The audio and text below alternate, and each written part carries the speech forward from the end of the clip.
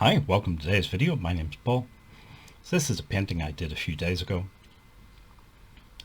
As you can see, it's going to be a messy painting. There's lots of flicking of paint and scratching the paper and letting the paint dribble down the page and things. I like that sort of loose, messy sort of feeling to a painting. I don't really like neat, precise, sort of photorealism type of paintings. I guess what I'm trying to say is I prefer paintings where there's a bit of the artist in the painting as well. And so for me that means it's going to be a bit of a messy painting. One of the things I wanted to mention in this video is on my website I have a contact page and people could put messages, and when they hit submit it comes through to me as an email. But this week I've had to disable that thing on my website.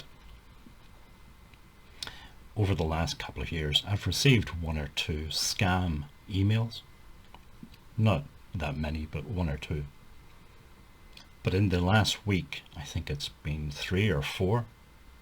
There was 2 of them just on the Thursday morning.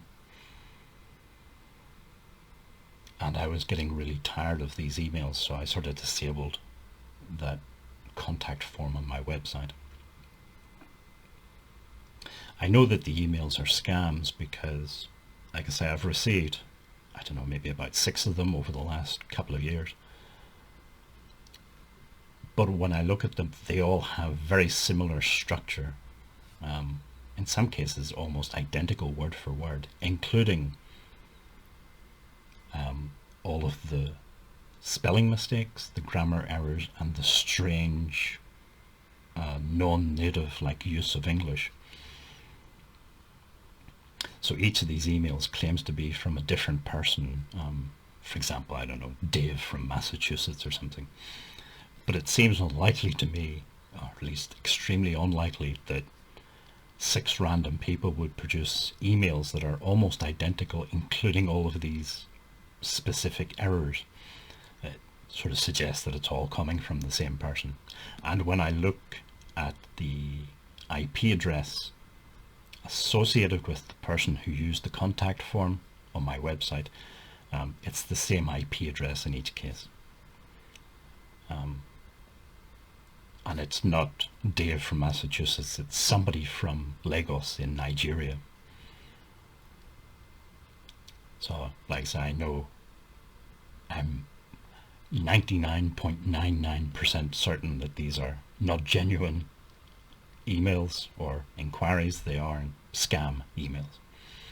And they're basically trying to rob me of my money. So I've written a very short article, a blog article on my website, and I've linked it in the description below, and it just gives an example of one of these emails and what I think are some of the red flags to watch out for, just in case anybody watching this video is in a position where maybe they would also receive a sort of scam email. So if you want to go and read that article, it's very short, just it has an example, and I've sort of highlighted what I think are some of the red flags to watch out for. I did watch a few other videos on YouTube, other artists who have experienced the same sort of thing, and some of them are going back like 4 years ago, the videos are made. So these are not new scams, they've been around for a long time. But again, they're very similar sort of scams. So like I say, it's, if you want to check it out, there's a link in the description below. This is then the scan of today's painting, or the painting from a couple of days ago. Like I say, very loose, lots of scratches. I like the sort of aesthetic where if you see some of the old photographs and they have maybe blotches on them and maybe the camera had scratches on the lens or something, I like that sort of aesthetic, at least sometimes. I think there's a kind of beauty sometimes in imperfection.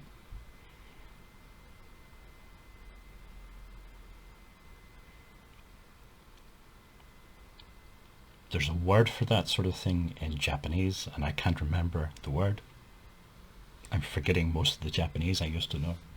But again, I think specifically they're talking about pottery in Japan, and sometimes little flaws and things. And it can add character to the pottery and add some beauty to it.